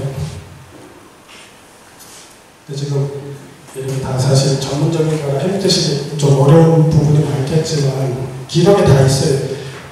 진계라는 사람이 옛날에 장수거든요. 동원을 공격해서 1천리 땅을 뺏었다는 얘기가 나오고 위락에는 뭐라고 나오냐 하면 연나라 소왕 때 진계 침공으로 서쪽 땅 1천리를 상실했다는 표현이 나와요.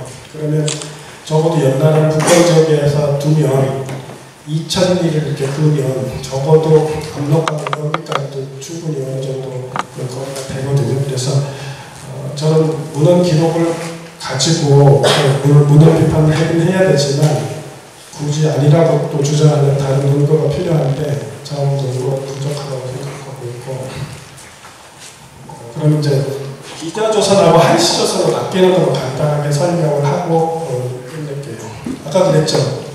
제왕문기에서 164년 공백이 있은 다음에 기자조선이 생겼다고 얘기했는데 이 기자조선이 8세기 중엽에 한시조선을 변해서 전국시대에 활동을 했다고 하는 게 제 주장인데 그 근거가 뭐냐 하면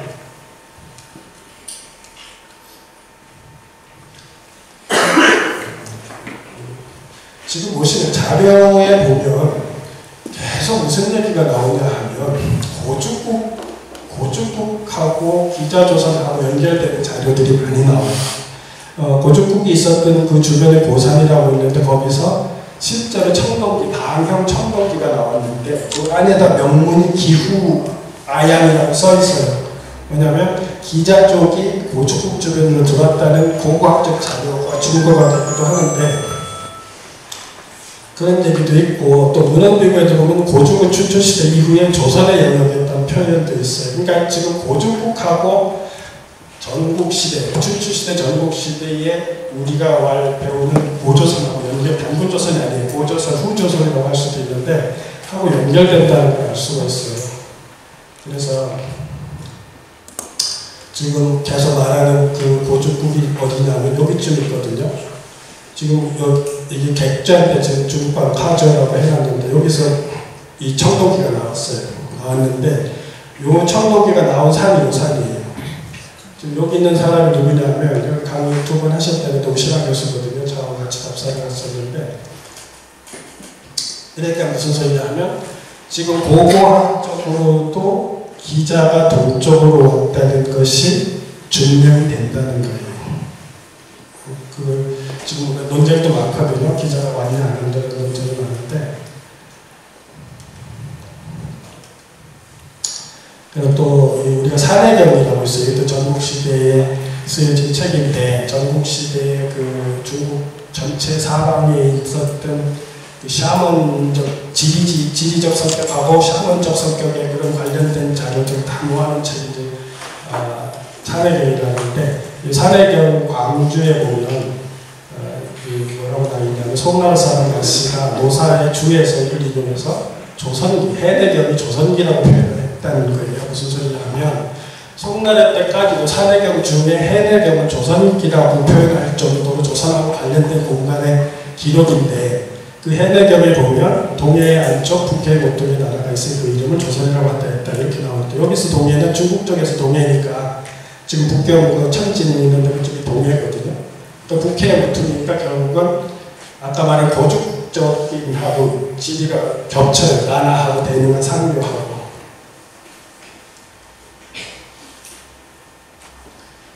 이런 자료들에 많은 자료들에 보면 지금 평주라고 하는 이렇게 평주, 북평군, 우평, 요서군, 연평군 이런 데가 다 어디냐 하면 지금 대능한 상류에서 조약이 있는 지역을 가리키는 지명들의 변화인데 이들 지역에 보면 자료에 계속 조선하고 관련된 얘기들이 나와요. 조선에 대한 얘기가 많이 나오는데 이렇게 다 안 읽을게요.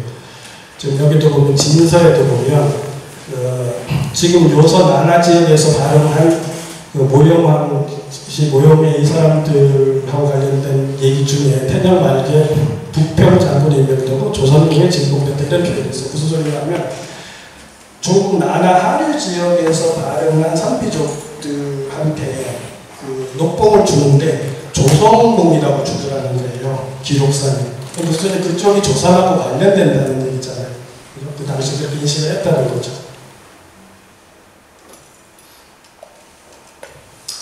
또 이 자료도 보면 드루봉 신검이라는 데도 보면 이게 지금 566년에 가짜가 됐는데 여기에도 보면 태년 말기에 북평장도 조선궁에 임명했다 이런 얘기가 나온다. 이게 다 나나 지역, 고죽국 지역이거든요.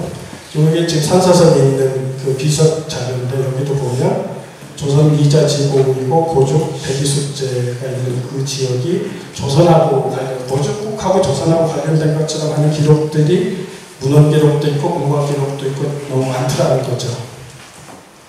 그래서 고죽 지금 말하는 데가 어디냐 고죽국이 여기거든요. 여기 나라라고 하는 데고 여기 대능한데 아까 그 기후 아양이라고 나온 데가 이쪽에 있는 고산 상위에서 나왔거든요. 제가 책에서 이렇게 원을 치는 건 뭐냐면 중국 자료를 문헌 자료를 많이 뒤져서 고죽국의 영역을 표시해서 고죽국이 가장 컸을 때는 이 정도까지 큰 것처럼 중국의 자료가 있는 걸 제가 확인을 했거든요.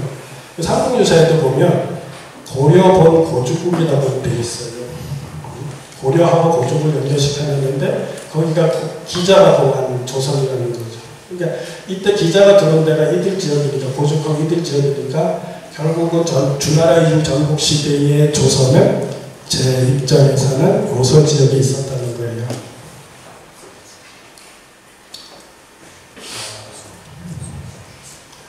이제 전체 앞에서 보여준 걸 가지고 정리를 해놓은 거예요. 그건 신백경 선생님이 정리해 놓은 건데 좀 한번 읽어보시면 태평한국에서 평균 500년의 조선이 있었다. 또 북해 아래에 모퉁의 나라가 있었는데 이런 조선이 아니면 산의 경계를 있고 중국 남쪽 송나라에서 북방면으로 서울 여기서 때 하북성 고북부 서쪽에 있는 조선을 건너서였다. 무경청묘와 오기공 행정묘의 기록에 있고 선비전 모형과 조선에서 터전을 닫고 모형황이 조선궁에 보여졌다라는 신도기 또 갈석산 부근에 조선국이 있었다. 해남자 기록 이런 모든 기록들을 보면 기자의 조선이 대동강 유역이 평양이 아니고 하북성 요소 지역에 있었다는 사실이 확실로 다가온다. 이렇게 신백경 선생님 책에서 정리해 놓은 겁니다. 그러면 결국은 고죽국이 포함된 이들 지역에 주나라 이후에 전국시대 고조선이 있었다는 이야기일 거예요.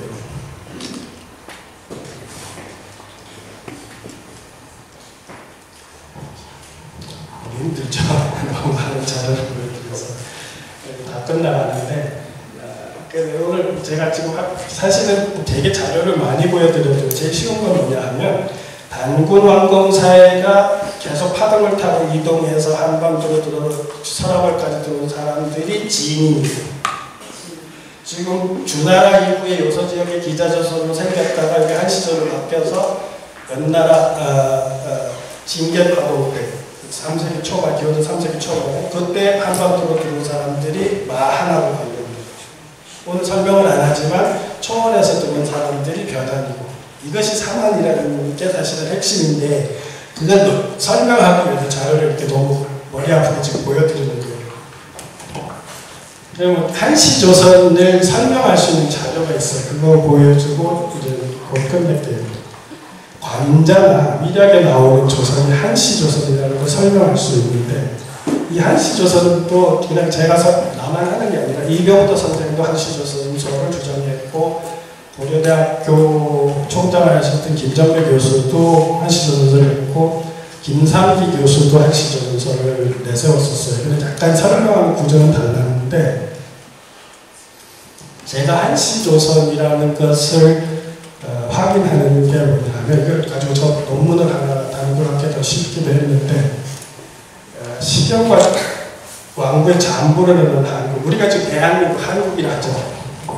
한국이라고 하는 국호 기원이 어디 있냐 하면 시경에 한국이 나와요. 시경 중국 시경 기원전 11세기에 이미 한국이 북경 아래에 있었어요. 북경 아래 지금 고한현이라는 데 있었거든요. 북경에서 남쪽 45km 정도 가는 데 있어요. 지금도 그 성처럼 이렇게 마을이 형성되어 있어요. 대한채성이라고 있어요. 지금도 가면 우리처럼 대한을 써요. 거기 지금 쓰는데 그 시경하고 후한의 왕도가 쓴 잠보론하고 가지고 이렇게 설명을 하면 되는데 여기 가져온 문장이 뭐냐 하면 잠보론에 있는 문장이에요. 여기 있는 문장은 왕도가 중국의 성씨들이 어떻게 생겨나게 됐는가를 설명하는 부분이에요. 거기서 가져온 건데 보시면 쭉 앞에는 설명한 거예요. 전국시대 서주왕실의 동성인 서주의 왕실의 성이 희씨였어요. 희성인데 희성 중에 한씨가 생겨요. 한 달에 제후였던 환숙의 후손과 관련된 성씨는 모두가 차, 개, 한, 후, 희성이에요. 희성의 후예인 한씨예요. 무슨 소리냐면 중국에 한시가 있는데 원래는 주나라 왕성인 희씨에서 파생된 한시가 있다는 거예요. 설명이. 그런데 보세요. 옛날에 옛사도 주나라 성왕 때 여규 한우 주나라 성왕 때 한우가 있었다는 거예요. 근데 그 나라는 연나라 근처에 있었대요. 북경 지역이거든요. 고실, 여기서 고실은 시경을 말하는 거예요. 시경에서 말하기를 보피한성, 저 넓고 넓은 한성이 연사서, 연나라 병사들이 완성시켜줬다, 지어줬다는 거예요. 시경에 나오는 얘기예요. 기후 한서 역성한 위만 소월 천거해주니. 근데 이게 지금 보면 이병도도 그렇고 윤현 선생도 그렇고 저 문장을 오독을 하셔야 됩니다. 내 입장에서 보면. 지금 제 입장은 뭐냐면 보세요. 주나라 지금 중국에서 한시성이 있는데 희시성의 후예인 한시성이 있다는 거예요. 그죠? 그런데 이 한시성보다 앞서서 옛날에 주나라 성왕 때 이미 한우가 있었고, 그죠? 옛날 근처에 있었고, 이렇게 있었는데, 그러니까, 이 한시성들이, 이 한시가, 한우 한시가 전국 시대의 한시보다 빠른 한시인 거예요. 이 문장에서 결국 시경에 나오는 한우 한시가 있었고, 나중에 그 후에 한국의 서쪽에서 역성, 한시를 다시 치냈다는 거예요. 그럼 여기서 역성한 사람들은 바로 이 한시거든요. 그러면 이 한시가, 이 한시가 있었는데, 그러면 여기서 말한 한우 한시가 위만한테 속을 당했다, 공격해서 당했다는 거예요. 속을 당했다는 거예요. 그죠? 그러고 해서 천거해주, 해주는 천거해주도 갔더니 마한으로 내려갔다는 소리거든요. 그러면 지금 왕부가 인식하기로는, 후한의 왕부란 학자가 인식하기는 전국시대 우리가 알고 있는 고조선이 한시조선을 인식한 거예요. 한국의 후예로 인식한 거란 말이에요. 시경에 나오는 한국의 후예로 인식한 거란 말이에요. 지금 왕부가 인식하기로는. 그런데 이거를 이병도 선생은 한서가 한동의 옥이라고 이제 이런 식으로 해석을 했어요. 한자가 역시 이게 방점 어디를 찍느냐에 따라 틀려서 이제 그런데, 그래서 한우 한국하고 조선의 한시를 다르게 인식한 거죠.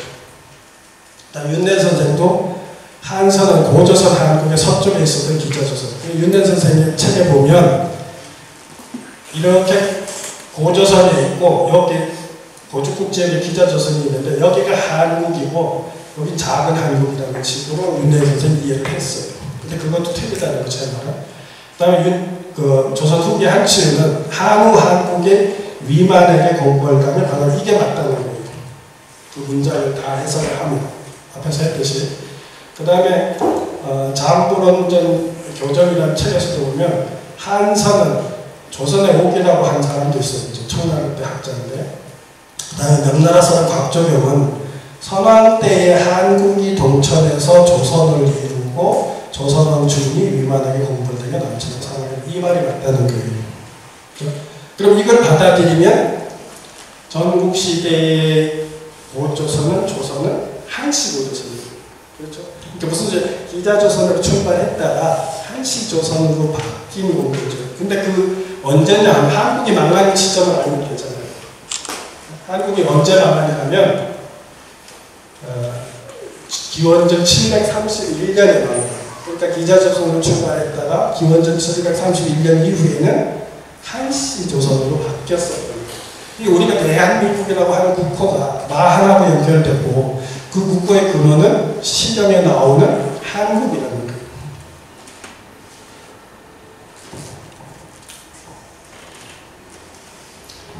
그래서 이게 제가 답사 갔을 때 모습인데 여기 가까웠거든요. 여기 어디냐 하면 북경에서 남쪽으로 45km를 가면 고안현이 있어요. 고안현이 있는데 여기 입간판에도 아직도 대한제촌으로 써있어요. 대한제촌. 지금은 위구르 사람들이 집단적으로 사는데 한 2,000가구 정도 지금 살고 있어요. 미구족들이. 그 성내에서 살고 있더라고요. 여기 지금 토성이거든요.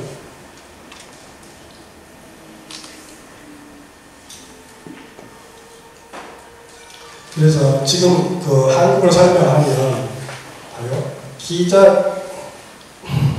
우리나라 무정 때 단군왕금 사람들이 동쪽 이동하고 나서 164년에 공백기가 있다가 기자가 들어와서 시작을 해서 기자조선을 시작했다가 735년에 한국이 망해서 이 사람들이 이쪽으로 들어와서 한시조선으로 됐다가 연나라 징계 파동 때 이 사람들이 서북한 지역으로 들어오고 위만조선 날에 위만한테 다시 공고를 당해서 망한 거예요. 그러니까 사만 중에서 그러니까 제가 지금 하는 건 오늘 강의 핵심은 뭐냐면 단군왕금 사이에 주력이 이동하는 그룹은 진인, 그게 진안이고 전국시대 이후에 이렇게 한국으로 들어온 그 고조선인들은 마한하고 관련된 그 다음에 초월에서 들어온 세력들이 변환이고 그 부여 변환이 있고 길시 변환이 있고 이렇거든요. 그렇게 해서 사만이 형성이 됐다는 거예요.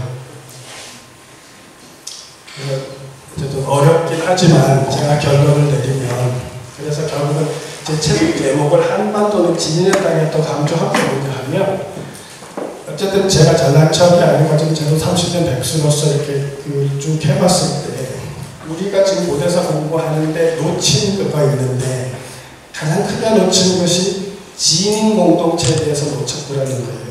핵심이 뭐고 핵심이 사상이 뭐고 정신문화가 뭐고 하는 거죠. 이게 심지어 일본 천황가 같은 경우는 결국은 신라 쪽에서 먼저 들어와서 이중으로 들어간 세력이 먼저 시작했다가 나중에 변진가야에서 들어간 사람들하고 해서 황통이 바뀌었을 거라고 추론이 되는데 그러면 진인들에 들어가고 변진은 진안이라고 변환이라고 섞인 공동체거든요. 그래서 사실은 일본 천황가에 보면 일본 천황가에서 이 일본 혁명청황이 주기식 할 때 보면 여기다 칠성을 그려놨어요. 왜냐면 우리 한민족 단군왕금 시대의 주신랑이 바로 칠성신랑이었거든요. 마지막 결론을 읽어볼게요. 기원전 2330년 경우 의임금과 동시대의 요서지역에서 시작된 단군조선은 은나라 무정 8년 그러니까 기원전 13세기쯤에 붕괴돼서 동으로 이주했고 이때 주력이 요동반도 남부와 서북한 지역으로 들어와서 대형 탁자식 고인도 문화를 만들었고 이들이 한반도 중남부로 확산하면서 단군왕금 사회가 지향하던 홍익인간 제세의 세계를 펼치면서 시민 혹은 선인들이 주도하는 공동체를 운영하며 살았다 이렇게 표현했는데 우리가 여러분 난낭비서 아시죠? 제철 선생이 화랑 풍류도기 구정하는데 보면 거기 보면 풍류도인들이 하는 삶의 목표가 깨달았을 때 하는 행위가 거기는 접하분생으로 표현되어 있거든요. 그 접하분생이라는 표현 자체가 홍익인간의 다른 말인 거예요. 그러니까 뭐냐면 사실은 단군 신화는 고려 중엽에 편집됐잖아요. 이전 쓰면서 유체록이 됐잖아요. 그 표현보다 홍익인간의 그 표현보다 앞선 표현이 접하분생이에요. 깨달은 자가 묻중생들을 만나서 교화하고 이치대로 삶을 가르치고 한을 풀어주고 공동체가 더 나은 공동체가 될 수 있도록 이렇게 조정하는 그런 사회였다는 거죠. 그러다가 기원전 3세기 초엽에 연나라의 공격으로 요서지역에 있던 한시조선이 평양지역으로 이주했고 이때부터 한반도에는 단군조선과 한시조선의 후예들이 함께 살게 되었고 그러니까 결국 이전 1000년은 단군왕금 사이의 후예들이 동북아시아에서 가장 아름다운 공동체를 만들고 살았던 거예요. 제가 마지막으로 하고 싶은 얘기가 뭐냐면 지민들의 공동체까지는 우리는 투쟁하는 공동체가 아니었고 위정자가 착취하거나 백성들을 조정하는 사회가 아니었어요. 하늘 부모로서 어머니로서 공동체 구성원들을 조정해주고 한을 풀어주고 다 함께 살려고 했고 그러니까 중국의 기록에 여러분 이걸 오해하시면 안 돼요. 중국 기록에 동쪽에 사는 사람들은 군자의 나라라고 하고 하고 수명이 길다고 하고 싸움을 안 한다 하고 도덕이 없다고 하는 표현을 우리 다시 생각해야 되는 거예요. 그거야말로 어떻게 보면 이상사회였을 수도 있는 거예요. 그러니까 노자가 말했던 소과민한 사회였어요. 공동체가 대공동체가 아니고 사실은 작은 지역 공동체들이 또 연합해서 또 이렇게 함께 이렇게 공동체를 관리하는 그런 시스템이었거든요. 그래서 우리가 어떻게 보면 동북아시아 전체 공동체 중에서 나름대로 아마 신성들이 어떻게 보면 다 착하지 우리가 특별히 좀 착한 면하고 우리가 공감력이 뛰어나고 배려심이 상당히 뛰어나고 그랬었잖아요. 이웃애들 이런 것들 전통들이 사실은 그렇게 오랫동안 그런 함께 사는 하늘 자손으로서 함께 사는 세상을 만들려고 했던 그런 꿈이 있었는데 여러분들 자꾸 지금 우리가 뭘 착각하냐 하면 힘을 부러워하는 게 지금 잘못된 쪽으로 있다는 거예요. 무력을 부러워하는 거 있잖아요. 공동체가 크고 싸움을 잘하고 무력을 그걸 부러워하는 그런 바람에 우리의 장점이 자꾸 부정적 시각으로 보이는 거예요. 우린 사실은 중국에서 봐요. 전국 시대에서 여러분들이 중국에서 태어났으면 20살, 30살 전에 다 죽었을 거예요. 그때도 한반도에서는 60, 70 살았다는 거예요. 어디가 천국인 거예요? 우리 자꾸 힘에 자꾸 부러움을 갖는데 이제는 21세기를 넘어가서 우리가 신문명 단계로 넘어가려면 우리 힘에 의존하는 것도 사실은 그죠? 인간이 좀 더 각성되고 또 초월적인 영성이 또 개발돼서 다 함께 나눠서 같이 잘 살 수 있는 그런 공동체를 지향하는 게 훨씬 더 아름답지 않아요? 근데 그런 꿈을 동북아시아에서 2000년 이상, 2500년 이상을 계속 지속했던 공동체의 조상을 가진 게 우리라는 거예요. 그러니까 그런 면에서 자부심을 가져도 된다는 게 제 생각입니다. 우리가 외사를 잘 때 못하는 사람들이 아니었다는 거죠. 앞으로 그 덕성을 그죠? 전쟁 없는 시대에 다시 잘 우리가 공동체가 살리면 우리를 부러워할 거고 다른 모든 세계 사람들이. 그래서 이 지인이 전해주는 난 가장 중요한 게 그런 거라고 생각해요. 우리가 그냥 어젠다만 지금 홍익인간 하는데 홍익인간을 하기 위해서 1차적인 게 사실은 정신적 각성이 필요해요. 영적인 이렇게 개발이 필요한 거예요. 우리 불교식이든 어쨌든 간에 여러분들 오늘 어려운 강의 듣느라고 이게 낯설어서 그럴 거예요. 그래도 아주 핵심은 전달이 됐을 거라고 보고 이만할게요.